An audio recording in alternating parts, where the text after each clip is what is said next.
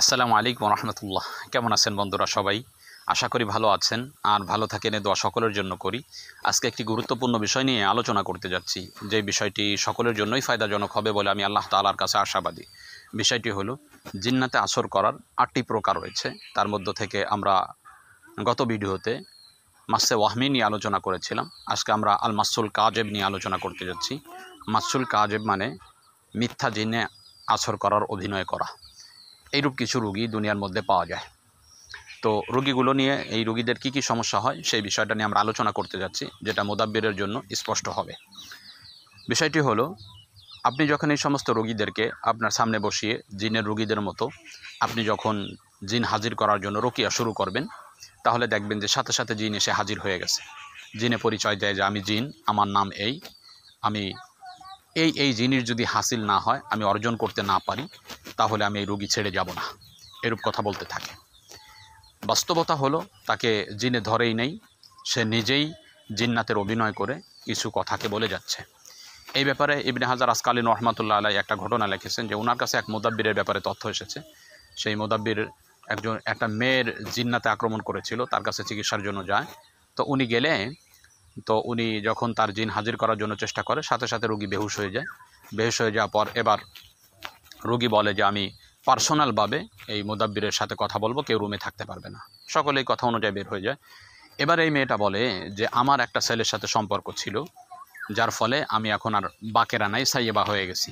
তো আমি চাচ্ছি বিষয়টা নিয়ে আমার স্বামীর কাছে যাওয়া আমার কাছে কেমন মনে হচ্ছে। তো এই বিষয়টার একটা সমাধানের জন্য আপনাকে আলেম বিশ্বাস করে কথাগুলো বলছে, একটা রাস্তা বের করে। তো তখন আলেম বলে যে চিন্তা করো না, আমি বিষয়টা দেখতেছি।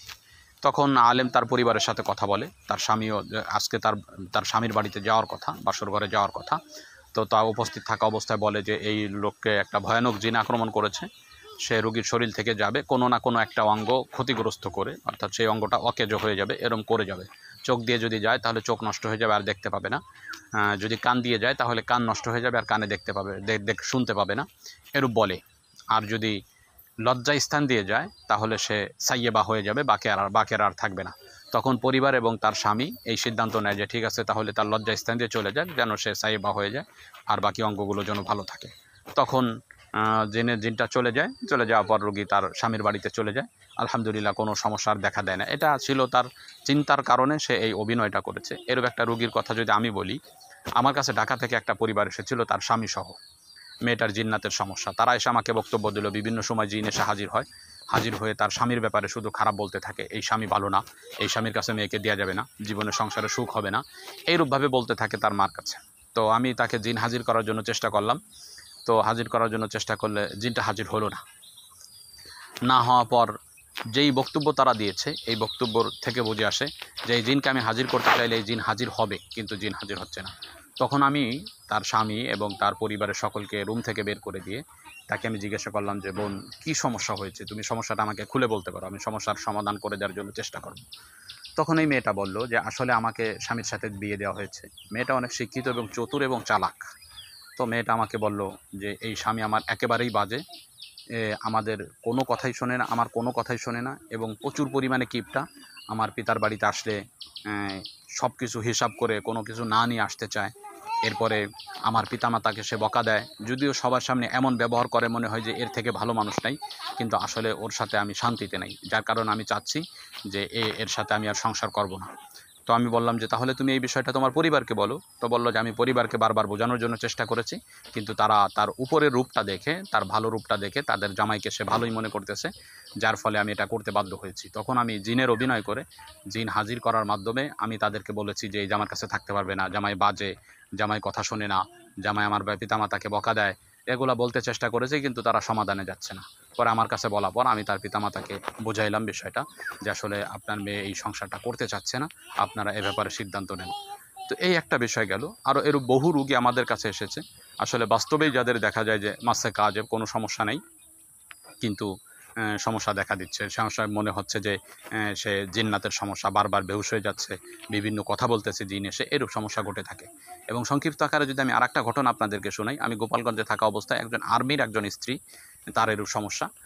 তো আমি তাদের বাড়িতে গেলাম, বাড়িতে যাওয়ার পর আমি আগে থেকে যাওয়ার পূর্বেই সামান্য একটু আঁচ পেয়েছি যে মেয়েটার অবৈধ সম্পর্ক আছে, এই এই এই ব্যাপারে তার ঝামেলা হচ্ছে।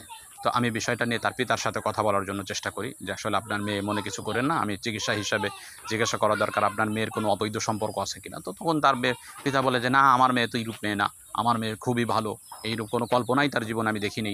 এরূপ বলা টলা পর যা হোক আমি তাকে জিন হাজির করার জন্য চেষ্টা করি, কোনো কিছু না পড়েই রোগীর শরীরে ফু দেই, সাথে সাথে জিন এসে হাজির হয়ে যায়। তখন আমি, যেহেতু তারা বলেছে যে অনেক মুদাব্বির আনা হয়েছে, সুস্থ হয় নাই, বারবার সমস্যাগুলো হচ্ছে, তখন আমি তাকে এই ডালিমের ডাল দিয়ে প্রচুর পরিমাণে আঘাত করি তার শরীরে, শাস্তি দেওয়ার জন্য, যাতে আর এই জিন না আসে। পরে এখন ও জিন যেতে যায় কিভাবে সেটা তো আরও জানে না, যার ফলে ও আমাকে বলে যে, তো তারপর আমি প্রচুর পরিমাণে শাস্তি দেয়, শাস্তি বা অনেকগুলো বাড়িতে ছাত্রদেরকে যেভাবে মারা হয় ওইভাবে তার শরীরে আঘাত করা হয়। মারার পরে তারপরে সে তো আর এখন কোন অভিনয় দিয়ে যে জিন চলে যায় এটা তো আর জানে না। পরে আমি স্বামীকে বলি যে আপনি চেক করে দেখেন যে তার দাঁত লেগে গেছে কিনা। তো তখন সে বোঝে যে দাঁত লাগলে আমার আর মারবে না, তখন সে দাঁতকে শক্ত করে, আমি সে দিয়ে হাত দিয়ে দেখে যে না, দাঁত লেগে গেছে। বলে যে ঠিক, আমি বলি তাকে যে ঠিক আছে আপনি শোয়াই দেন, জিন আর আশা করা যায় আসবে না, যদি কখনো আর আসে আমাকে আবার খবর দিবেন, একে প্রচুর পরিমাণে শাস্তি দিতে হবে, তাহলে আর একবার শাস্তি দিলে জিন আর আসবে না। আলহামদুলিল্লাহ আমরা চলে আসার পর এই জিন আর জীবনেও আসেনি, ভালো হয়ে গেছে রোগী। তো এই যে যেই সমস্যাগুলো, একে বলে আল মাসুল কাজেব, মানে মিথ্যা জিনের অভিনয় করা, এরূপ রোগীও দিনের মধ্যে রয়েছে। এদের ক্ষেত্রে করণীয় হলো পার্সোনালভাবে এদেরকে বুঝিয়ে হিদায়তের বাণী শুনিয়ে যথাসাধ্য চেষ্টা করা এদেরকে সুস্থ করার জন্য। তো আজকে এ পর্যন্তই, দেখা হবে অন্য কোনো দিন অন্য কোনো বিষয় নিয়ে। আসসালামু আলাইকুম রহমতুল্লাহ।